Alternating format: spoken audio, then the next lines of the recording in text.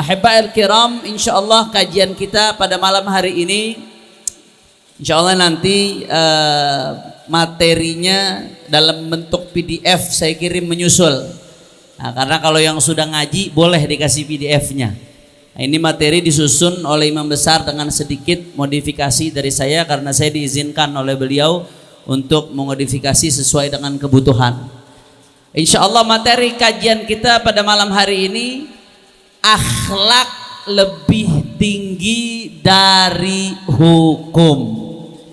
Coba semuanya saya pengen dengar yang kompak. Materi malam hari ini, akhlak lebih tinggi dari hukum. Maksudnya apa, Beb? Apa bisa kita membatalkan hukum dengan alasan akhlak? Apa bisa kita menggugurkan hukum syariat dengan alasan akhlak?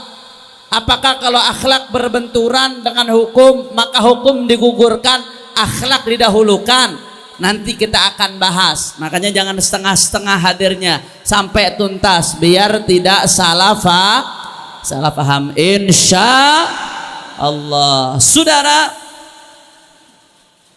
bicara soal akhlak, ahibba'il kiram, Allah subhanahu wa ta'ala memuji baginda Nabi besar Muhammad sallallahu alaihi wasallam. Dari sekian banyak hal yang positif tentang Nabi, Nabi ini al-insanul kamil khalqan wa khuluqa. Rasulullah sallallahu alaihi wasallam, sallu ala nabi, Rasul sallallahu alaihi wasallam adalah al-insanul kamil. Rasulullah itu manusia yang sempurna, khalqan wa khuluqa, baik rupanya, jasadnya, mulai dari nasabnya, wajahnya, hidungnya, matanya, keringetnya, segala hal yang berkaitan dengan fisik Nabi adalah yang paling sempurna di antara manusia. Alhamdulillah. Wa khuluqa, Rasulullah juga sempurna akhlaknya, dan segala hal yang berkaitan dengan Nabi itu istimewa. Belum lagi kepemimpinannya, belum karismanya, belum lagi segala hal yang berkaitan dengan Nabi. Tak bisa kita sebutkan satu persatu, tapi dalam Al-Quran yang paling menonjol, yang dipuji oleh Allah subhanahu wa ta'ala, wa innaka la'ala khuluqin azim. Akhlaknya Nabi yang dipuji oleh Allah subhanahu wa ta'ala. Yang lain-lain juga ada disebut oleh Allah, tapi yang paling sharih sampai ada takkidnya 2 kali. Nah, kalau kita belajar ilmu nahwu, lamul muzahlaqah, nah itu urusannya Ustaz Surahbil itu. Lamnya lam muzahlaqah, wa innaka la'ala khuluqin azim. Sungguh engkau di sini siapa maksudnya? Baginda Nabi besar Muhammad. Ini hujan sholawatnya kok kendor nih. Katanya Jamaah Al-Munawwir doyan sholawat, betul? Engkau siapa di sini? Baginda Nabi besar Muhammad sallallahu alaihi wasallam. Wa innaka, dan sungguh engkau wahai Muhammad, la'ala, benar-benar, ala khuluqin azim, benar-benar akhlakmu agung. Yang ngomong siapa? Allah subhanahu wa ta'ala. Jadi yang paling disorot oleh Allah, yang paling dipuji dari Nabi akhlaknya. Makanya sampai ulama mengatakan ara kulla madhin fin nabiyyi muqassira wa in ahsanal madha fihi wa aktsara, sampai akhir abiyat. Aku melihat semua orang yang muji Nabi ini muqassir, nggak maksimal dalam muji Nabi. Walaupun dia panjang lebar, walaupun dia hebat dalam menata syairnya, dalam menata pujiannya, nasrnya, walaupun hebat tapi muqassir. Dia nggak betul-betul maksimal dalam muji Nabi. Kenapa? Karena yang muji oleh Allah subhanahu. Kalau Allah udah puji, apa masih butuh pujian dari makhluk? Apa masih butuh pujian dari makhluk? Enggak, saudara. Makanya ulama-ulama tuh mengatakan kalau mereka muji Nabi ini, kita nih di majelis kita muji Rasulullah, di maulid kita muji Rasulullah, di berbagai munasabat, berbagai momen kita muji Rasulullah. Kata ulama apa? Ma madahtu Muhammadan bi qasidati walakin madahtu qasidati bi Muhammad. Aku nih enggak memuji Rasulullah dengan untayan syairku, enggak. Siapa aku muji Rasulullah? Rasulullah yang muji udah Allah subhanahu wa ta'ala. Walakin madahtu qasidati bi Muhammad. Tapi qasidahku yang menjadi terhias dan indah dengan disebutkan di dalamnya baginda Nabi besar Muhammad. Jadi ini saudara, jadi yang paling Allah sorot dari Nabi adalah akhlak. Yang dipuji oleh Allah tentang Nabi adalah akhlak. Alhamdulillah. Nggak sampai di situ saudara. Bahkan bicara soal akhlak, ini visi misi kenabian Rasul Sallallahu Alaihi Wasallam. Kita kalau bicara sekolah, mau tahu sekolah ini arahnya kemana, lihat visi misinya, betul? Bicara kampus, bagaimana ini kampus arahnya kemana, lihat visi misinya. Bicara organisasi, mau lihat arahnya kemana, lihat visi misi ini target hal yang paling mendasar di dalam sebuah program paling mendasar. Kalau SD Islami, visi misinya apa? Yang berkaitan dengan mendidik anak dengan adab Islam. SMP Islami terus, kalau kita masuk tuh ke kantor ada tulisan visi misi, dalam bahasa Arabnya al-hadfu wal ghayah, visi dan misi. Itu paling urgen. Nah, tidak ada kenikmatan yang lebih besar untuk kita melebihi diutusnya baginda Nabi besar Muhammad. Nah, apa visi misi diutusnya Nabi? Visi misi diutusnya Rasulullah apa?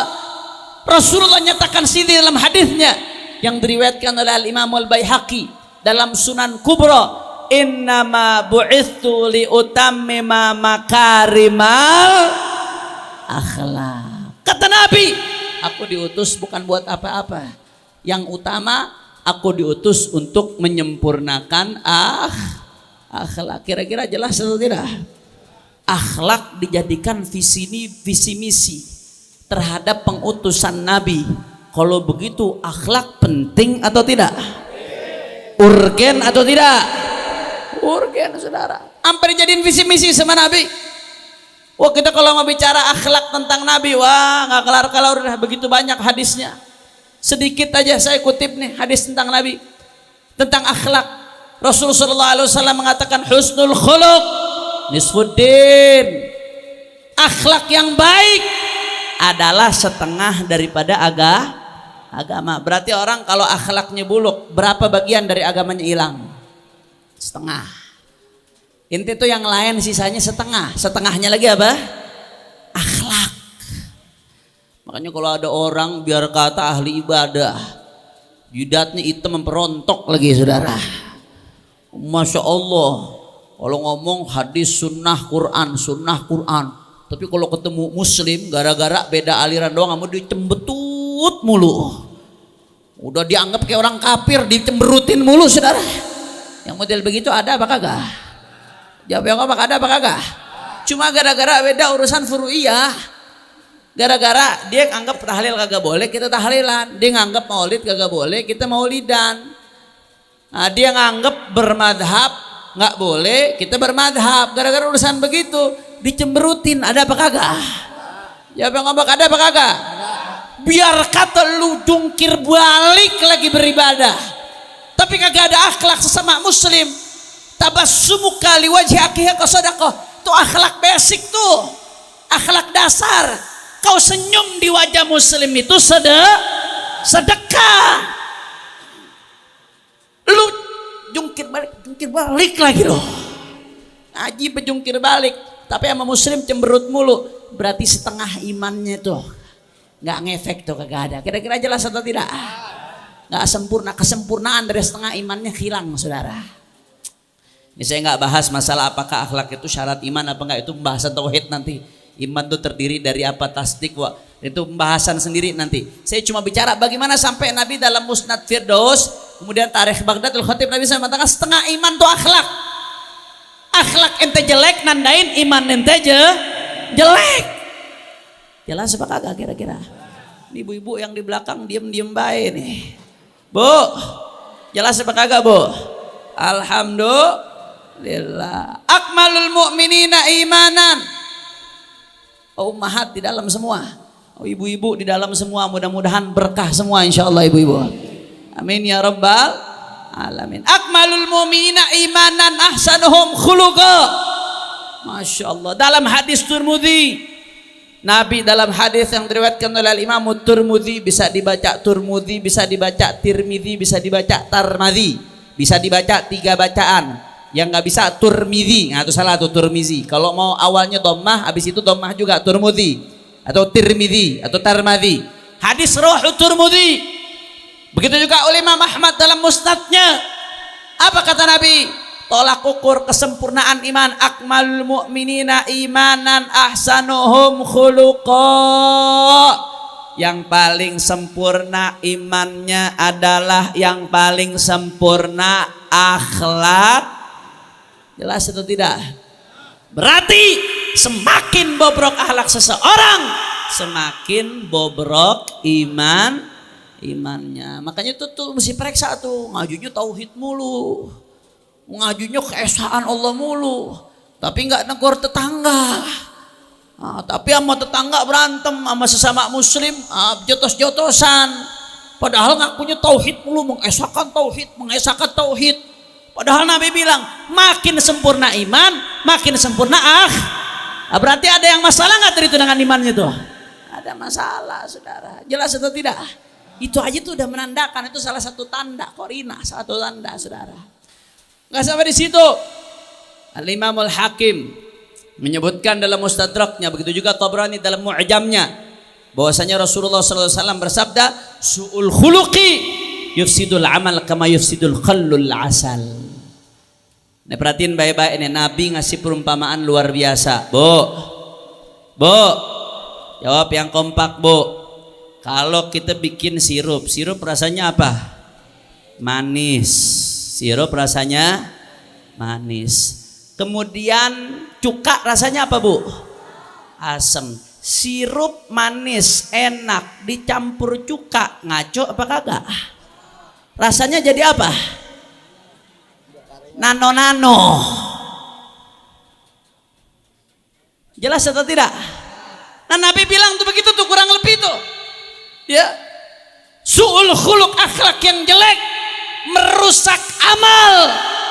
Sebagaimana cuka ngerusak asal. Ibu-ibu, saya tanya lagi yang kompak. Ini mumpung ibu-ibu tambah rame, saya tanya lagi nih. Nabi mengatakan, Bu, sehat, Bu? Alhamdulillah. Nih Nabi menanyakan nih, jawab yang kompak ya, Bu ya. Su'ul khuluq yufsidul amal kama yufsidul khallul asal. Kata Rasulullah, jeleknya akhlak merusak amal sebagaimana cuka merusak manis. Madu, cuka merusak madu. Bapak-bapak nggak usah jawab dulu, diam. Urusan madu diam dulu. Bu, jawab yang kompak. Setuju? Ibu-ibu yang jawab insya Allah makin disayang sama bininya. Nabi masih sama lakinya. LGBT loh. Keceplosan, maaf. Su'ul khuluq, akhlak jelek merusak iman, merusak amal sebagaimana cuka merusak madu. Ibu-ibu jawab yang kompak. Tadi cuka rasanya apa? Asam. Madu rasanya? Di madu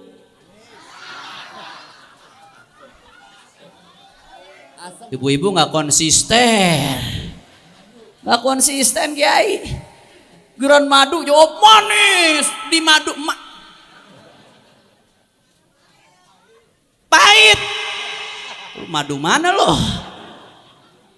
Coba bapak jawab sekarang. Bapak kadang-kadang urusan begini lebih cerdas nih. Pak jawab yang kompak. Kata Nabi, akhlak yang jelek merusak amal sebagaimana cuka merusak. Bapak lemes minta dipakai jilbab nih. Akhlak yang jelek merusak amal sebagaimana cuka merusak madu. Cuka rasanya apa, Pak? Madu rasanya ngemadu. Bu, tandain Bu, pulang lemparin piring. Masya Allah. Sekali lagi jawab semua yang kompak. Cuka rasanya, madu rasanya. Tapi madu dicampur cuka rusak atau tidak? Amal lu baik, sholat lu hebat, puasa lu jago, di masjidnya luar biasa, tapi akhlaknya jelek, rusak kata Nabi, nggak kepake itu. Rusak kata Nabi, nggak kepake. Sebagaimana madu yang udah dicampur cuka rusak rasanya.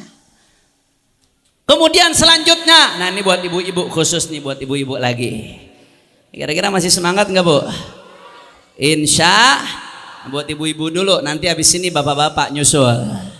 Bu, dalam hadis Imam Ahmad, perhatiin ibu-ibu.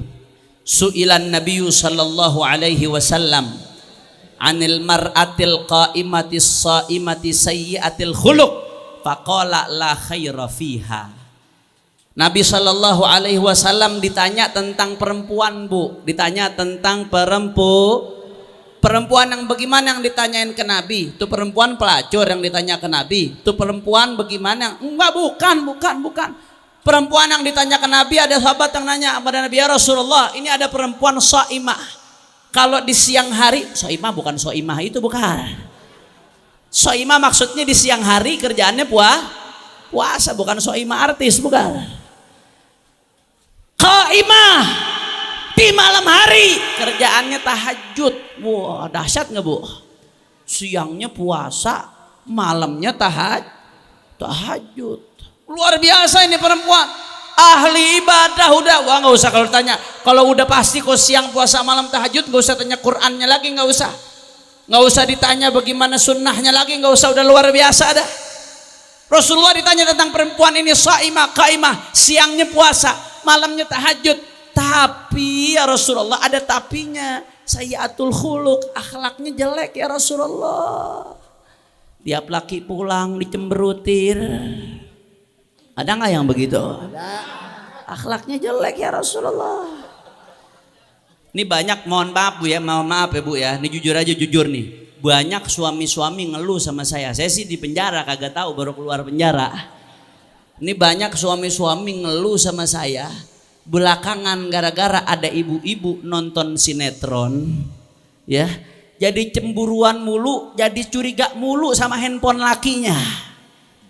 Ini setiap ada handphone, ada kontak aneh dicek, ini nama aslinya siapa nih? Tulisannya Tono, orangnya bener Tono apa Tini nih? Curiga mulu.